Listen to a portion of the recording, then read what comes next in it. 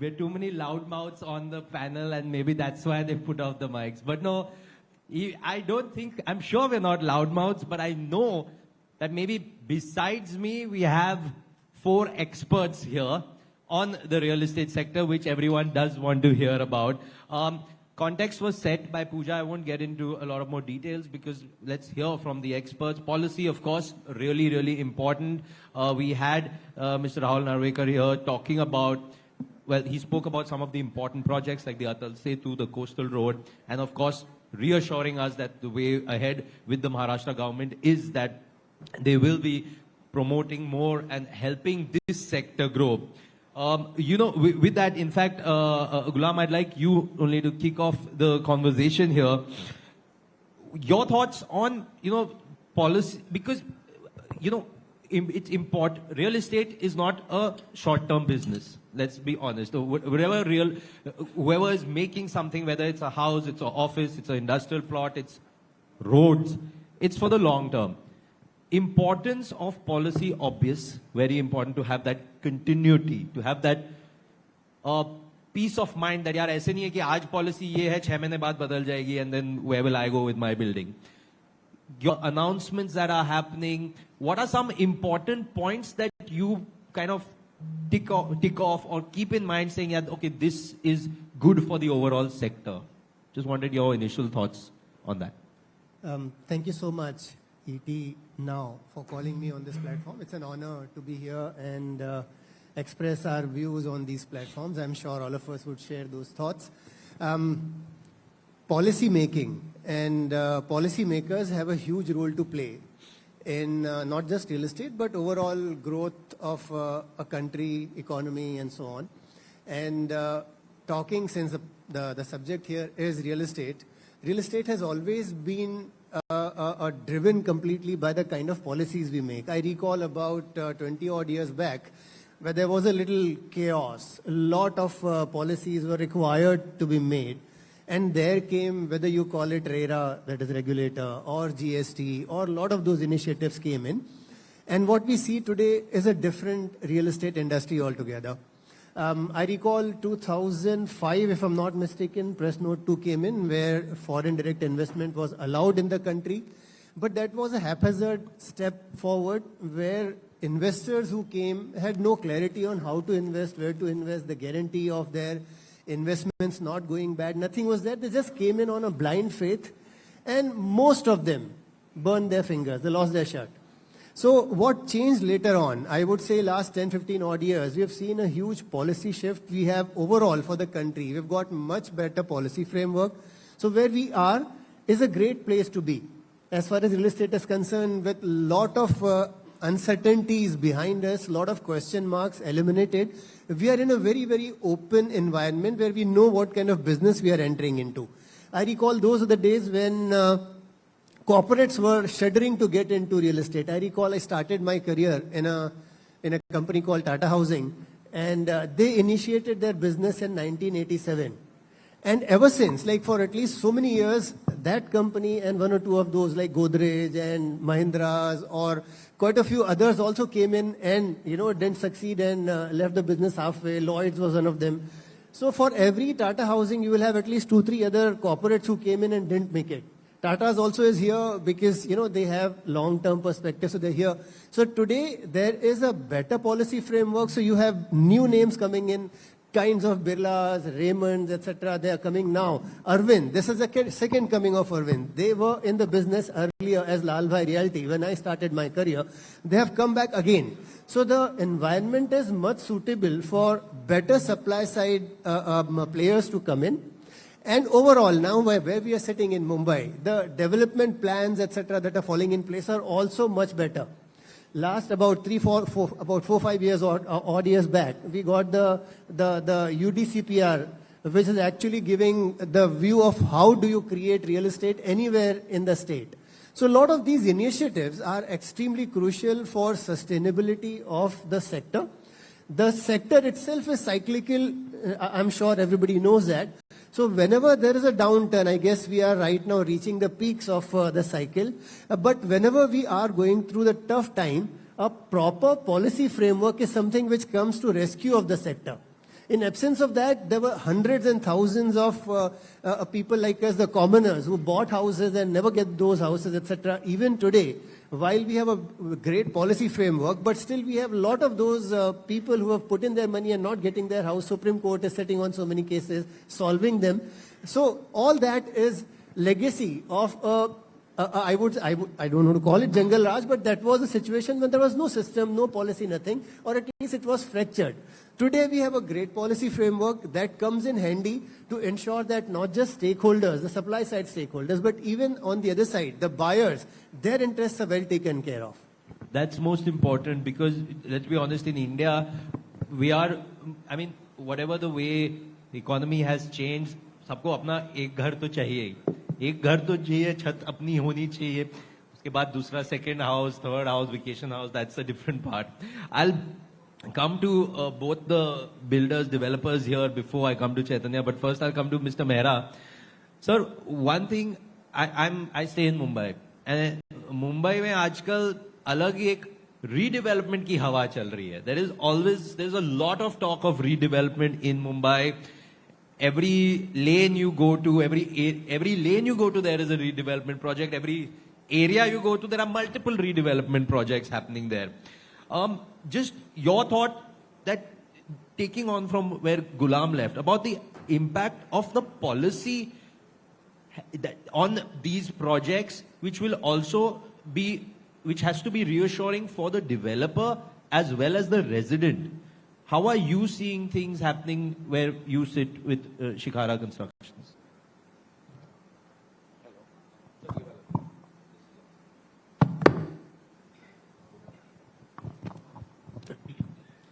As per me, after the DCPR 2034, as Jia said, everything is excellent. I mean, now there is a clarity. Clarity is there, how to do the redevelopment and all.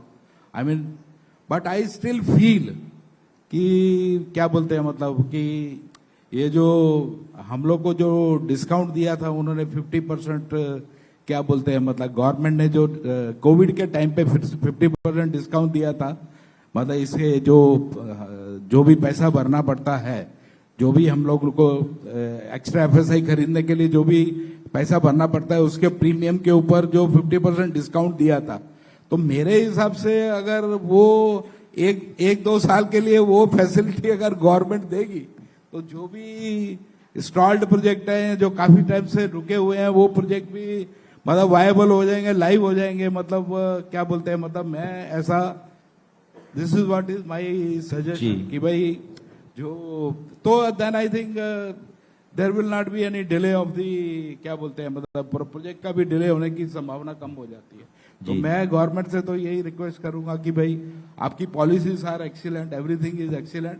Only thing is that कि भाई अभी अगर आपको builder लोगों से fast payment चाहिए तो मैं ये रिक्वेस्ट करूंगा कि जो डिस्काउंट कोविड के टाइम पे दिया था वो डिस्काउंट आप 50% एक साल के लिए दे दो, तो जितने भी स्टार्ट प्रोजेक्ट है वो भी हो जाएंगे. और दूसरा जो देर आर सेवरल प्रोजेक्ट 37B में पॉसिबल नहीं हो रहे, मतलब एवरीबडी नोज अबाउट दैट कि there are several project in Mumbai part, तो जो कि 37B में पॉसिबल नहीं हो रहे, फाइनेंशियली मतलब वायबल नहीं हो रहे. और वो लोग the buildings are more than 50 years old, तो उनमें हमारा रिक्वेस्ट तो यही रहेगा गवर्नमेंट को कि भाई जो 37B में काफी प्रोजेक्ट है जो स्टार्ट हो गए पड़े हुए हैं, तो उनमें मतलब गवर्नमेंट को सोचना चाहिए कि भाई कुछ मतलब कोविड जैसा 50% डिस्काउंट जो एक साल के लिए दिया था वो ऐसा कुछ करेंगे तो बट रीडेवलपमेंट हो फिर मतलब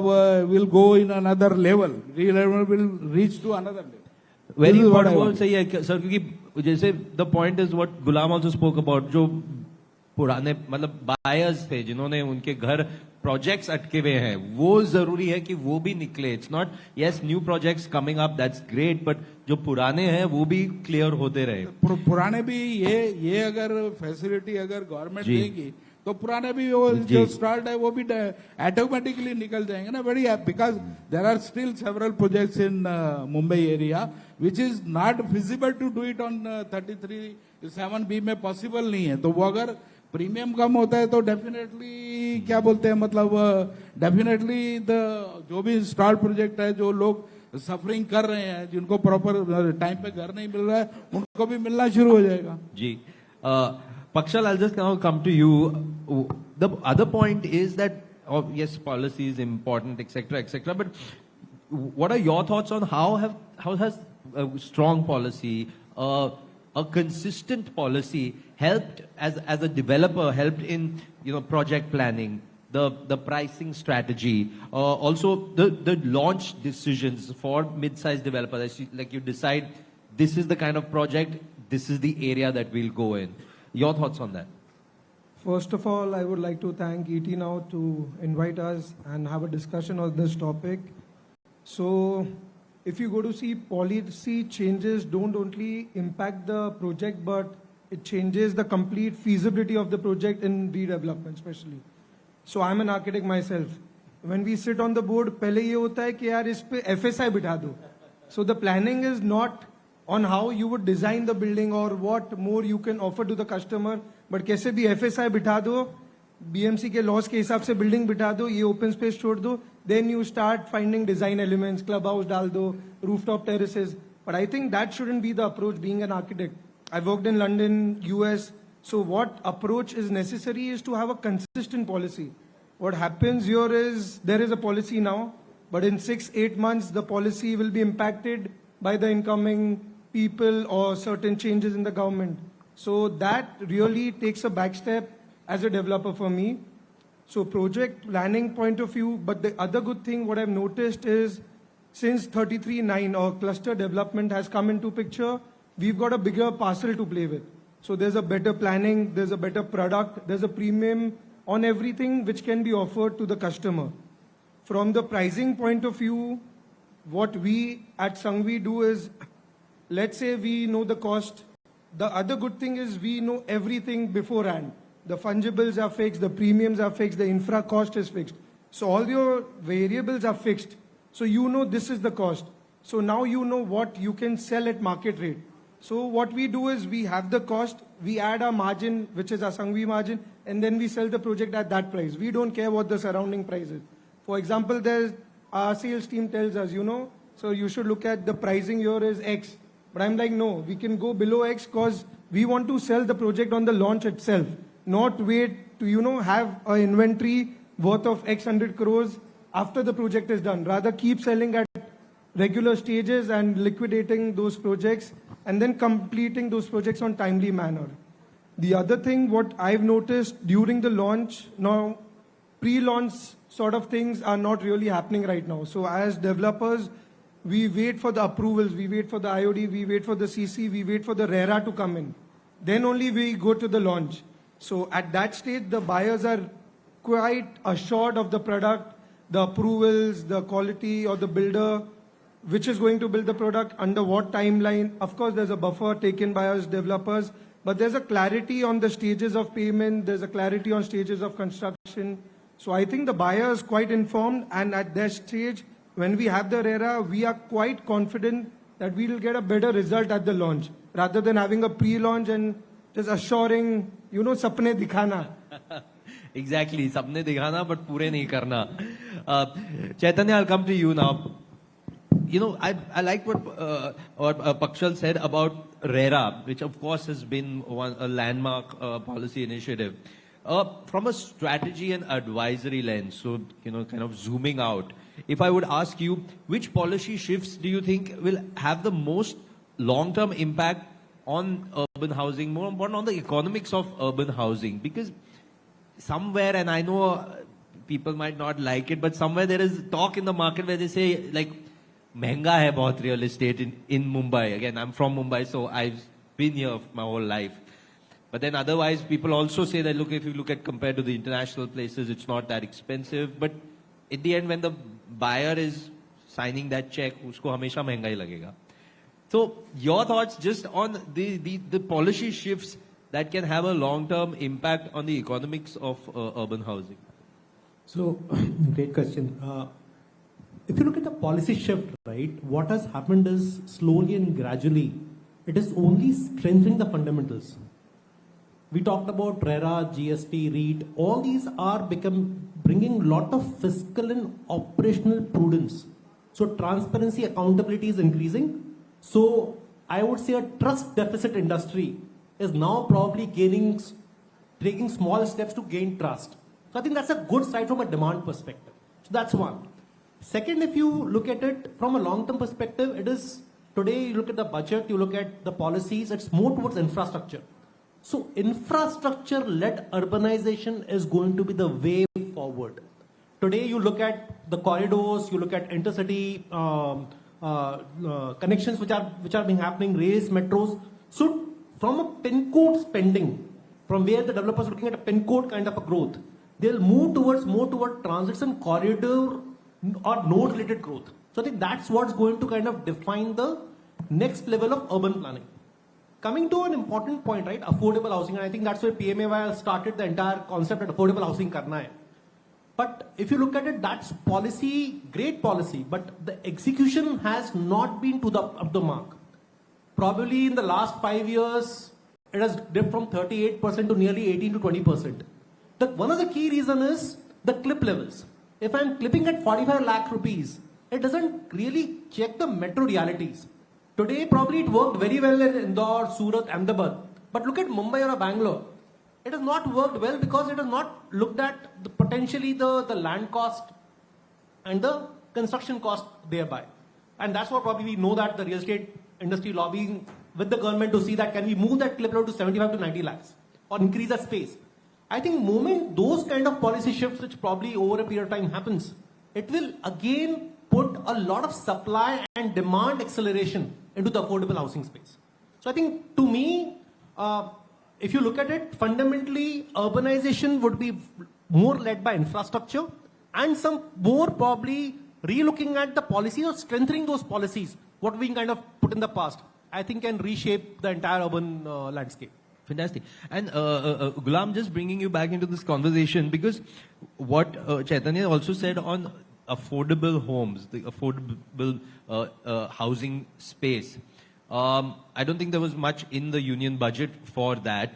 But how do you see the importance of these policy interventions on bringing, I mean, how do we give more impetus to that space, to affordable housing? What more can be done? Because that is truly very much a need of the hour. Your thoughts on that? Well, affordable housing is a big anathema, if I can say that. There is something people are talking about, and especially on this platform where you are going to be awarding the contribution of real estate developers. I don't want to sound very dead against developers, but I carry that grudge that they're not doing affordable housing. No amount of these excuses that 40 lakh or, all that, these are all simple excuses. They're not doing affordable housing is a reason. Let's accept it because you have low hanging fruits. आप 2 लाख रुपए square feet का मकान बेच रहे हो, आपको कहाँ 2000 रुपए स्क्वायर फीट का मकान बेचने में इंटरेस्ट होगा? Let's take it. Developers, name after name I can give you, who have moved away from affordable housing in last 5 years because their malai दूसरी तरफ ज़्यादा है, तो आप यहाँ पे क्यों देखोगे? So these are all excuses कि 40 लाख से 45 लाख ठीक है, वो होना भी चाहिए, but then that is not the reason. That's just an excuse for you to not do affordable housing. And I'm sure a lot of developers sitting over here, very clearly and the message has to be sent across that they're not doing enough to do affordable housing.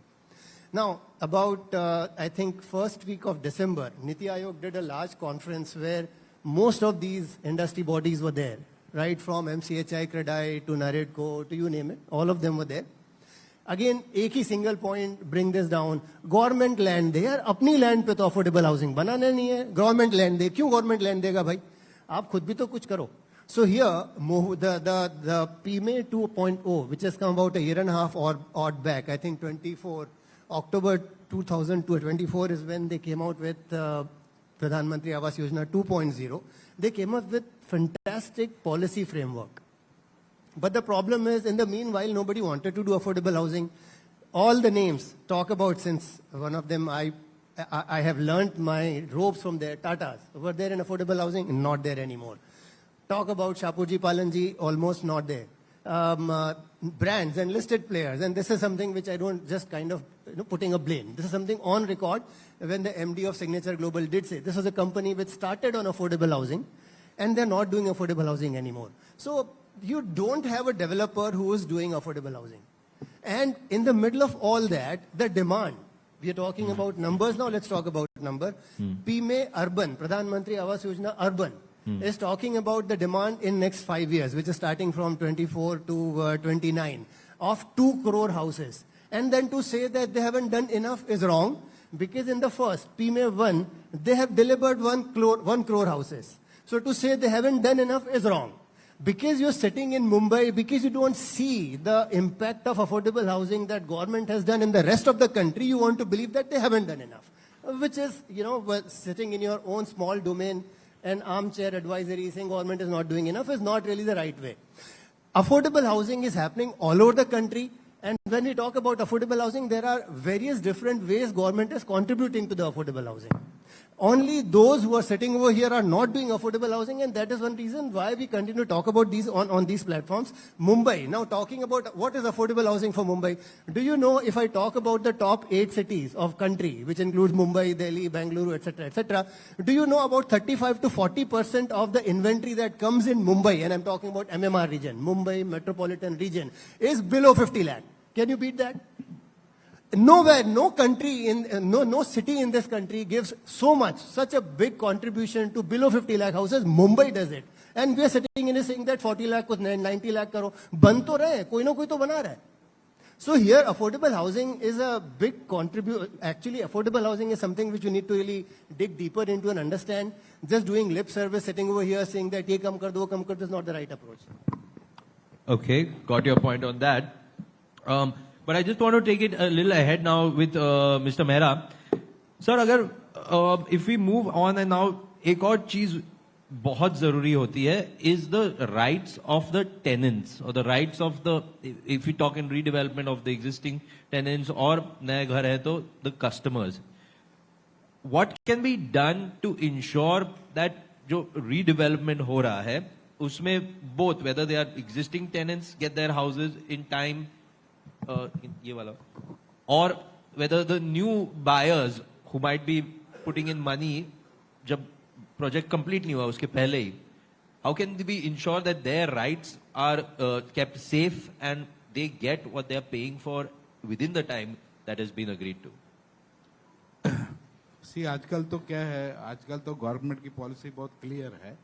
Hello, क्या ना जी, या सो हाँ, तो क्या बोलते हैं, मतलब आजकल गवर्नमेंट की पॉलिसीज आर वेरी क्लियर. अभी जो टेनेंट्स होने दो या जो भी मतलब जो रीडेवलपमेंट में सोसाइटी जा रही है उनका तो PAAA करना ही पड़ता है ना. अभी हम लोग permanent alternate accommodation that also भी वो भी उसका भी प्रॉपर रजिस्ट्रेशन होता है. स्टैम्प ड्यूटी रजिस्टर करके वो डॉक्यूमेंट रजिस्टर करना पड़ता है. वो तो आजकल तो लोग खाली नहीं करते हैं जब तक उनका PAAA नहीं होता है, परमानेंट अल्टरनेट अकोमोडेशन का एग्रीमेंट नहीं होता है, स्टैम्प ड्यूटी रजिस्ट्रेशन का. तो दैट इज द वेरी क्या बोलते हैं, गवर्नमेंट ने जो रूल बनाया है वो बहुत परफेक्ट है, मतलब is very good and they are safe. उनकी सेफ्टी है और उसमें भी मतलब लिखना पड़ता है कि आप प्रोजेक्ट कभी डिलीवर करोगे, each and every terms and conditions are written in there. So इसके ऊपर और क्या सिक्योरिटी हो सकती है? What more security can be given? But उसमें सर अगर कहीं डिले हो गया तो व्हाट इज द, अभी डिले है तो देन वी आर आल्सो क्या बोलते हैं आंसरेबल. डिले हो गया तो the builders are answerable to the government, to the courts और to the MahaRERA. But is there more that can be done from policy perspective on this to help? I think PAAA is the best. Government ने जो declare किया है वो बहुत अच्छा policy है, क्योंकि आजकल तो लोग मकान ही नहीं खाली करते ना. पहले बोलते भाई मेरा पहले PAAA करो, मेरे को स्टैम्प ड्यूटी रजिस्टर्ड ऑफिस में जाके PAAA करो, उसके बाद में हम आपको जगह खाली करके देंगे. तो this is more than enough. और उसमें each it is just like a agreement. It is just like a sale agreement, sale deed agreement. So nothing to, they don't have to be worried about that. Got it. Pakshal, I just come to you on, again, from one part of policy is of course setting the rules, setting the way ahead. But a subset of that are the approvals, the compliance that you need. And, you know, I mean, do enlighten us how many approvals and compliances are required to get building going. But in that, how have things changed? How can things be made better? Because on one end, India is moving up in the ease of doing business ranks, and the government's spoken about, and I'm talking now on a national level, spoken about one window clearance in different states, etc., for setting up new businesses. How can, in the real estate sector, that help? Because I do know that you need permissions from so many government authorities, approvals, compliances, which are ongoing. Matlab wo occupation certificate, CCJ, OCJ, all of that is required. Just give me your thoughts on that. See, one thing you have to give credit to the government is there has been a structured framework in the approval in the last, let's say, 7 to 8 years. So you know which applications, which NOCs you have to take and what comes after what.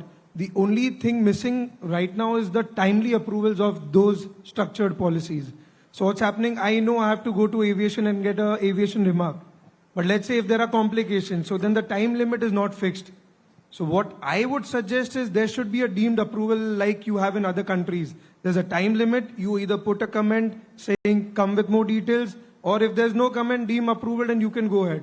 So what happens is, see, we go ahead with all the positive planning, itne din mein ye aayega, this will take so much time. But then there are some uncertainties which we don't cater for.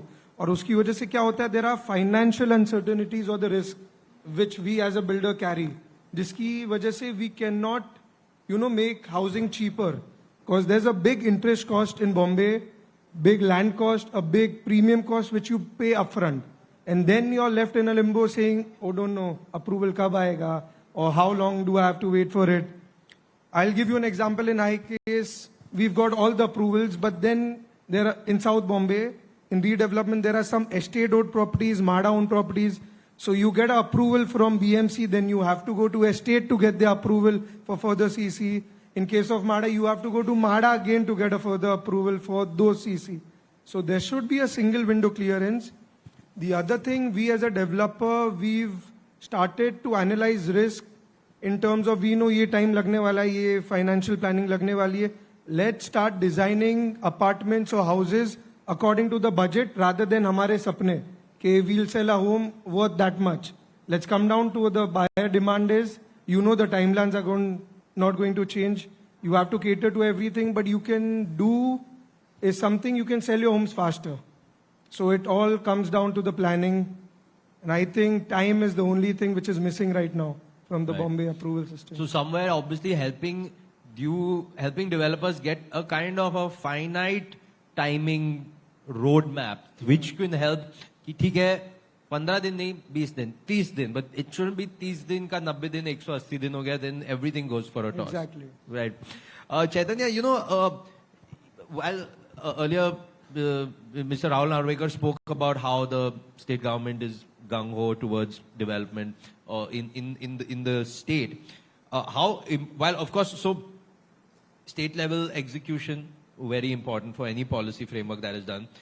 But how much of local governance do you feel is there critical for determining the success in the housing reforms? By way of, so if I'm saying, ठीक है, national level पे एक बात हो गई, state level पे एक बात हो गई, but if I am going out of Mumbai, if I'm going to smaller districts, smaller talukas, which are also coming up, the importance of that local governance there to give a push to the housing space there. Your thoughts on that? So, I think I talked about, right? I think more and more infrastructure-led urbanization is going to be the key. And one other thing is also about, while we talked about the urbanization, it's also about strengthening the municipal finances as well. Many a times we have seen that there is a lot of demand, there is a lot of supply, but probably the water, the sewerage, the transit, all that is not in shape. Yeah. And it's about that fact that many times there are budgets, but they don't get executed in time. So it's important that we kind of strengthen that entire process and streamline that. So in my opinion, both municipal finance also needs to get kind of strengthened in terms of their source and application both put together. That is going to kind of make it far more livability. Because as you go far and far, I think that's where the entire purpose is, that's where the infrastructure is building. Today we talk about Mumbai 3.0. That's where the entire infrastructure is getting built, and that's where the demand is also shaping up well. And that's where developers also now starting putting their entire portfolio to kind of ensure that they are able to capture the demand. So that's the way I'll put it. Okay. Gulam, I just want your thoughts. Actually, this is a common question for everybody. If you could recommend one policy reform that you feel could unlock the housing supply in Indian cities, what would it be and why? The game changer. We have been talking about a lot of things that have happened for the sector in last so many years. So sector per se can't ask for more from government. It's the way I look at it. When people say that budget mein hona chahiye, these are all, and so many years nothing comes and we are fine, we are doing better every year. So we can't expect much from government except for one thing. And my expectation is the blockchain for land records is the key. Something which last year's budget had some small amount to at least focus on, create some policy frameworks, etc. But that is truly going to be the next big one. The moment we are getting into land records on blockchain, we have arrived. Till then, there are thousands of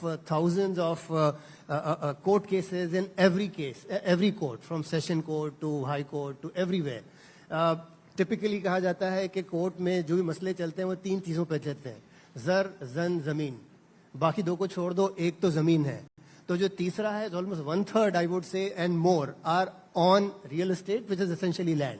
So the next big thing where we will never look back after that will be blockchain land records. That happens, we will hit the big one. But Gulam, it wasn't just, do correct me if I'm wrong here, but I think somewhere in India, maybe in one of the southern states or something, have they experimented with blockchain land records or not yet anything? Various ULBs, urban local bodies, are experimenting in one way or the other. Well, we are not too badly placed. Like, at least in Maharashtra, most of our transactions are actually on all recorded digitally. Yeah. Every transaction that you do today is digitally recorded in Maharashtra.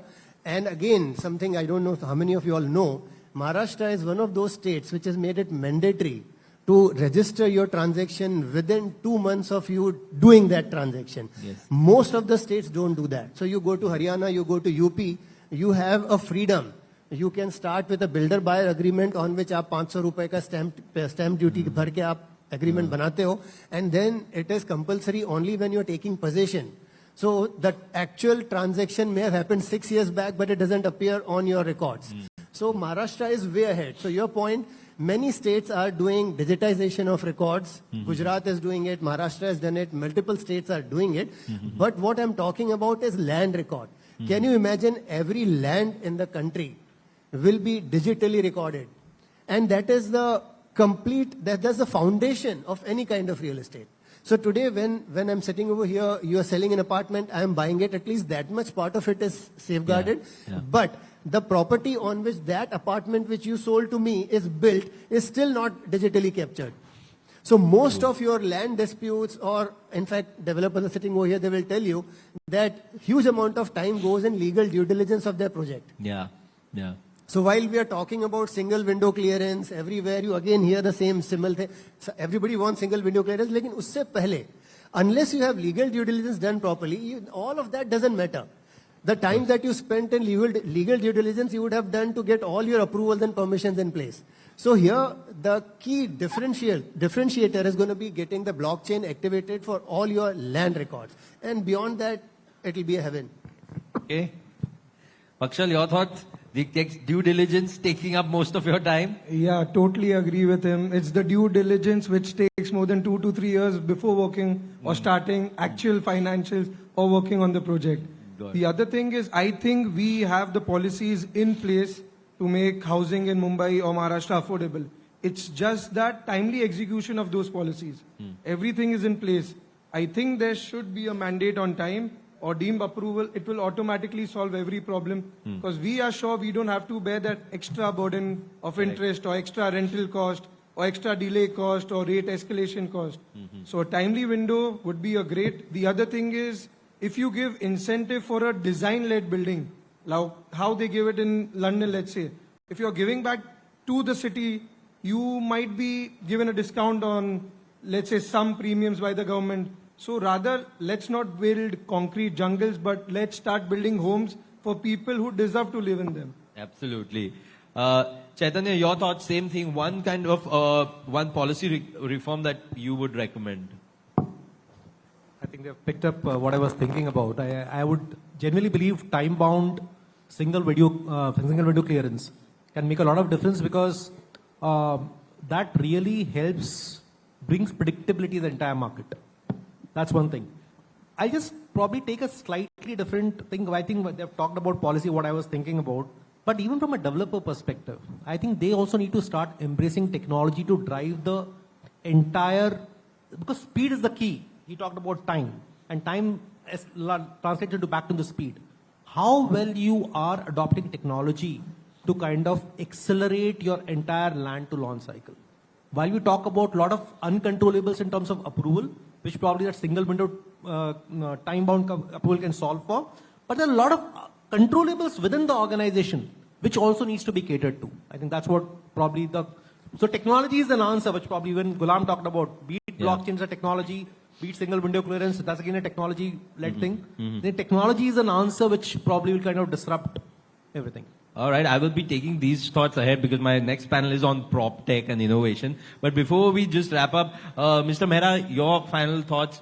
आपके हिसाब से कौन सी एक वो policy reform होगी अगर हो जाए तो इमीडिएटली हाउसिंग सप्लाई खुल जाए, we'll be able to do things better. ये जो ओपन स्पेस डिफिशिएंसी है उसमें थोड़ा इम्प्रूवमेंट होना चाहिए और जो पार्किंग का जो थोड़ा है उसमें भी थोड़ा इम्प्रूवमेंट होएगा तो मेरे ख्याल से ये हो जाएगा. बाकी तो सर ने जो बोला है one window clearance that is the best. और दूसरा उन्होंने आर्किटेक्ट साहब ने जो बोला कि भाई क्या बोलते हैं आप जो भी ड्यूरेशन है समझो उनको अप्रूवल 2 महीने में देना है. अगर 2 महीने में नहीं है तो that should be considered deem given. मतलब अभी मतलब कुछ ना कुछ तो मतलब होना चाहिए ना. मतलब कि भाई क्या बोलते हैं बिल्डर्स लोगों के ऊपर भी इंटरेस्ट का भी बर्डन बढ़ता है ना. अगर अप्रूवल टाइम पर नहीं मिलेंगे तो उनको इंटरेस्ट के ऊपर भी मतलब इंटरेस्ट भी उनका ये होता है. तो बेस्ट पॉलिसी वही गवर्नमेंट से यही रिक्वेस्ट रहेगी कि भाई वन सिंगल विंडो क्लियर जैसे सर ने बोला वो अगर और जो भी अभी 2 महीने में अप्रूवल देना चाहिए 2 महीने में अप्रूवल नहीं मिलता है या तो ऑब्जेक्शन डालो या फिर क्या बोलते हैं मतलब इमीडिएटली डीम ओके कर दो. मतलब भाई हो गया. Fantastic. Thank you so much to the panel. Important points coming out from here that hopefully if we can get deemed clearance within a fixed time with use of more of technology, especially the blockchain for digitizing land records and other parts of the real estate space, it would make things go faster, more trustworthy and help for quicker, better development. A huge round of applause for my panel here this evening. Thank you so much, gentlemen. One more time. Zordar taaliyan ho jaye, please, ladies and gentlemen.